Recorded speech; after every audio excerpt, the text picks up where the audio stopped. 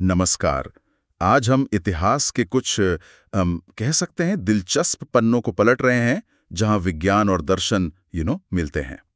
हमारे हाथ लगे हैं India and laws of gravitation .pdf दस्तावेज के कुछ अंश। ये हमें प्राचीन भारत में ले जाते हैं और हमारा मिशन भाई ये समझना कि न्यूटन की गुरुत्वाकर्षण के नियम से सदियों पहले ऋषि कणाद, आर्यभट्ट और ब्रह्मगुप्त जैसे विचारक पृथ्वी के खिंचाव के बारे में क्या सोच रहे थे और कैसे सोच रहे थे।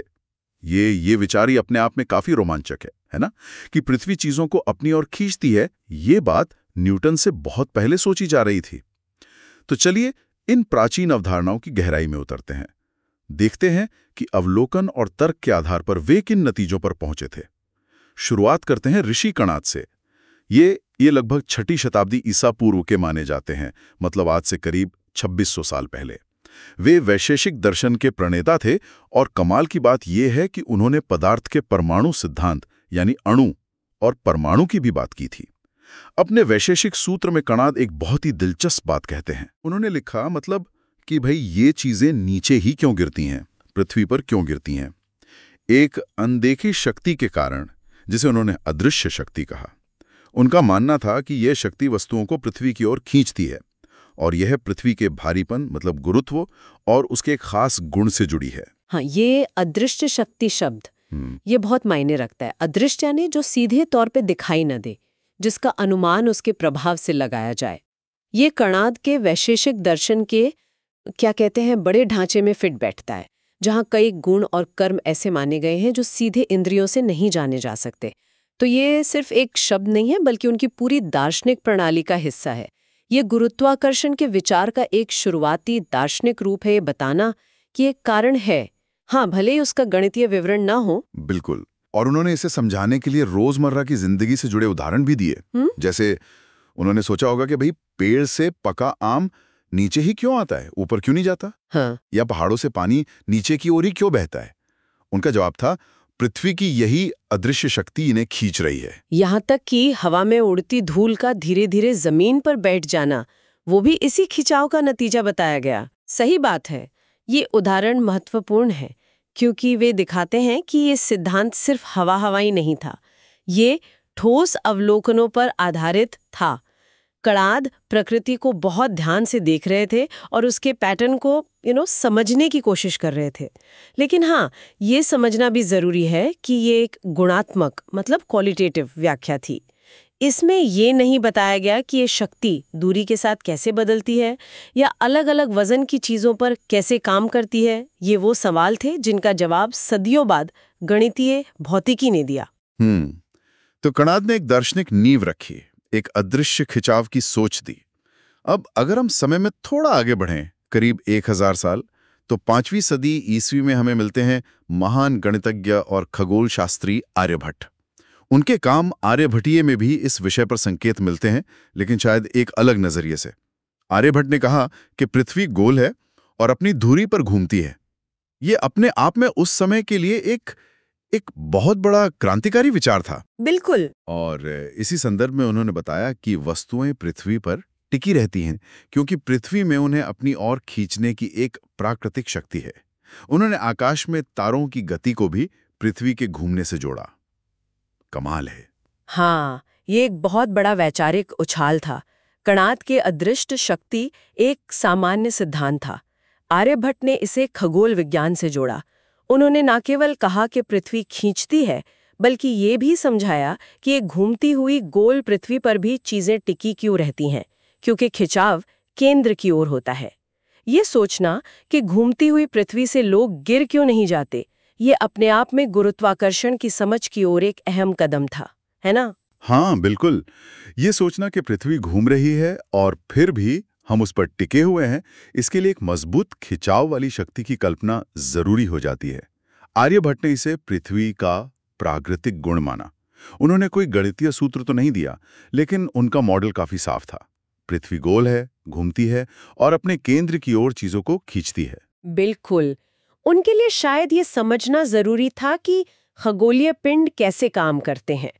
अगर पृथ्वी घूम रही है, जैसा कि उनका मानना था, तो कोई शक्ति तो होनी चाहिए जो सब कुछ सतह पर बनाए रखे।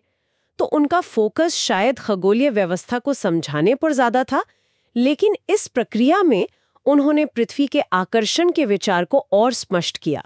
और यहाँ प्राकृतिक शक्ति शब्द भी महत्वपूर्ण है, जो शायद अदृश्य शक्ति से थोड़ा कम रहस्यमय लगता है और इसे पृथ्वी के स्वभाव से जोड़ता है। इसके उदाहरण भी सोचें तो दिलचस्प लगते हैं, जैसे मीनार से पत्थर गिराएं तो सीधा नीचे क्यों जाता है, या बारिश की बूंदें तिरछी क्यों नहीं गिरती, सीधी ही क्यों आती हैं। आर्यभट्ट के मॉडल के हिसाब से क्योंकि पृथ्वी का खिंचाव उन्हें सीधे अपने केंद्र की ओर खींच रहा है। सही। या ये सोचना कि हम पृथ्वी के घूमने के बावजूद उड़ क्यों नहीं जाते, क्योंकि यही प्राकृतिक शक्ति हमें बांधे रखती है। सही कहा। ये उदाहरण दिखाते हैं कि कैसे उनका सिद्धांत रोजमर्रा के अनुभवों से जुड़ता था, भले ही उनका मुख्य उद्देश्य शायद ब्रह्मांड की संरचना को समझना रहा हो। उन्होंने कणाद के विचार को एक कदम आगे बढ़ाया, उसे एक घूमते हुए ग्रह के संदर्भ में स्थापित किया। अच्छा, अब इस कड़ी में और आगे चलते हैं, लगभग 2 सदियां और।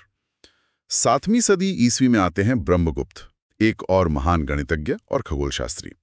उनकी किताब ब्रह्मस्फुट सिद्धांत, जो 628 ईस्वी में लिखी गई, उसमें गुरुत्वाकर्षण पर शायद सबसे स्पष्ट टिप्पणी मिलती है। ब्रह्मगुप्त ने बिल्कुल साफ शब्दों में कहा, संस्कृत में है पर उसका मतलब है कि सभी वस्तुएं पृथ्वी की ओर गिरती हैं क्योंकि यह पृथ्वी का स्वभाव है उन्हें आकर्षित करना। हाँ, और उन्होंने इसकी तुलना की जैसे पानी का स्वभाव नीचे की ओर बहना है। ये बयान बहुत शक्तिशाली है ना? यहाँ स्वभाव शब्द मतलब नेचर, वो केंद्रीय है। ये कह रहा है कि चीजों को अपनी ओर खींचना पृथ्वी का कोई बाहरी गुण नहीं, बल्कि उसका अंतर्निहित नेचर है, उसकी फितरत है। जैसे आग का स्वभाव जलाना या पानी का स्वभाव बहना होता है, वैसे ही पृथ्वी का स्वभाव खींचना है। ये कणाद की अदृश्य शक्ति और आर्यभट्ट की प्राकृतिक शक्ति से भी ज्यादा मजबूती से इस गुण को पृथ्वी के अस्तित्व से जोड़ता है। हाँ, उन्होंने पानी के बहने से जो तुलना की वो भी कमाल की है। जैसे हमें पानी के नीचे बहने पर कोई आश्चर्य नहीं होता, उसे हम उसका स्वभाव मानते हैं, वैसे ही ब्रह्मगुप्त कह रहे हैं कि पृथ्वी के खींचने को भी उसका स्वभाव मानो। ये लगभग वैसा ही है जैसे हम आज कहते हैं कि द्रव्यमान यानी मास का गुण है गुरुत्वाकर्षण पैदा करना। हाँ, ये तुलना इसे बहुत सहज और स्वाभाविक बना देती है। ब्रह्मगुप्त ने एक तरह से इसे एक्सियम या स्वयं सिद्ध सत्य की तरह प्रस्तुत किया। हालांकि यहाँ भी हमें ये याद रखना होगा कि यह अभी भी एक गुणात्मक व्याख्या ही है। ब्रह्मगुप्त ने ये नहीं बताया कि यह स्वभाव कितना शक्तिशाली है, ये किन चीज़ों पर निर्भर करता है। उनका उद्देश्य भी मुख्यतः खगोलीय गणनाएं और सिद्धांत स्थापित करना था। लेकिन पृथ्वी के आकर्षण को इतने स्पष्ट रूप से स्वभाव कहना, ये वैचारिक स्पष्टता का एक महत्वपूर्ण स्तर दिखाता है। और उदाहरण वही क्लासिक हैं, लेकिन ब्रह्मगुप्त के स्वभाव के नजरिए से देखें तो उनका अर्थ और गहरा हो जाता है। नारियल का पेड़ से टूटकर नीचे गिरना, ये पृथ्वी का स्वभाव है। नदी का पहाड़ों से नीचे बहना, पानी का स्वभाव और पृथ्वी का खींचने का स्वभाव। सेब का डाल से टूटकर नीचे आना, पृथ्वी का स्वभाव। ऊपर फेंकी गई गेंद का वापस आना, पृथ्वी का स्वभाव, उसे खींच रहा है। बिल्कुल, ये उदाहरण इस स्वभाव की सार्वभौमिकता मतलब यूनिवर्सैलिटी को दर्शाते हैं कि ये हर चीज पर हर समय लागू होता है। ये एक बहुत परिपक्व विचार था उस समय के हिसाब से। तो हमने कणाद की अदृश्य शक्ति देखी, आर्यभट्ट की प्राकृतिक शक्ति जो घूमती पृथ्वी से जुड़ी थी, और फिर ब्रह्मगुप्त के स्वभाव को देखा। इन तीनों को एक साथ रखकर देखें तो क्या तस्वीर उभरती है? इन प्राचीन विचारों का आधुनिक विज्ञान से क्या रिश्ता है, क्या कनेक्शन है? देखिए, मेरे ख्याल से सबसे महत्वपूर्ण बात यह है कि ये तीनों विचारक और शायद उनके समय के और भी लोग रहे होंगे, अवलोकन के आधार पर ये समझ रहे थे कि पृथ्वी में चीजों को अपनी ओर खींचने की एक प्रवृत्ति है। उन्होंने इस प्रवृत्ति को नाम दिए अदृश्य शक्ति, प्राकृतिक शक्ति, स्वभाव, और इसे समझाने की कोशिश की। ये न्यूटन द्वारा गणितीय रूप से सार्वभौमिक गुरुत्वाकर्षण का नियम देने से कई सदियों पहले हो रहा था।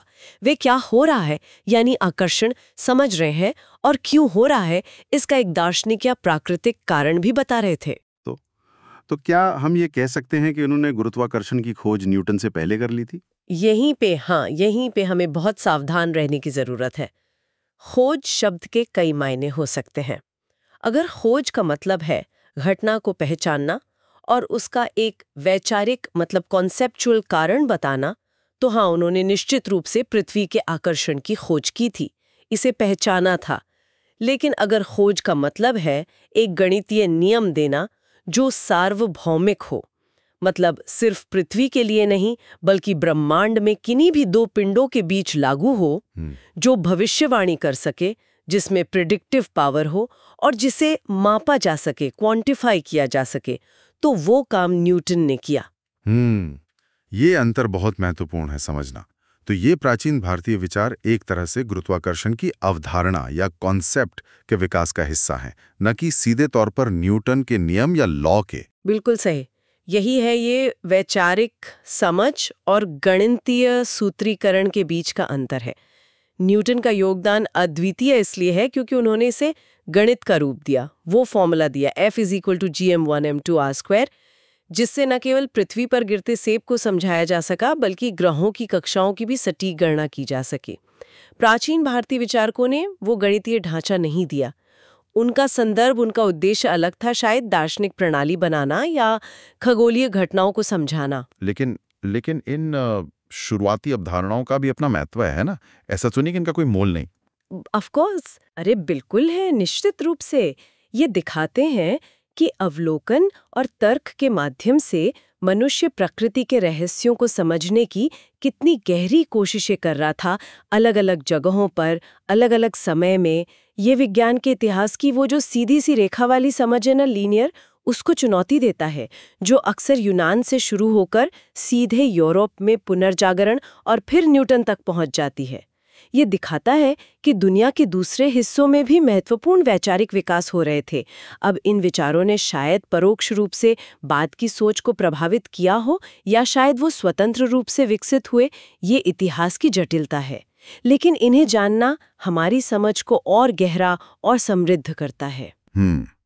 तो संक्षेप में कहें तो आज हमने देखा कि कैसे ऋषि कणाद ने अदृश्य शक्ति, आर्यभट्ट ने घूमती पृथ्वी की प्राकृतिक शक्ति और ब्रह्मगुप्त ने पृथ्वी के स्वभाव के रूप में आकर्षण के विचार को न्यूटन से बहुत पहले पहचाना और व्यक्त किया।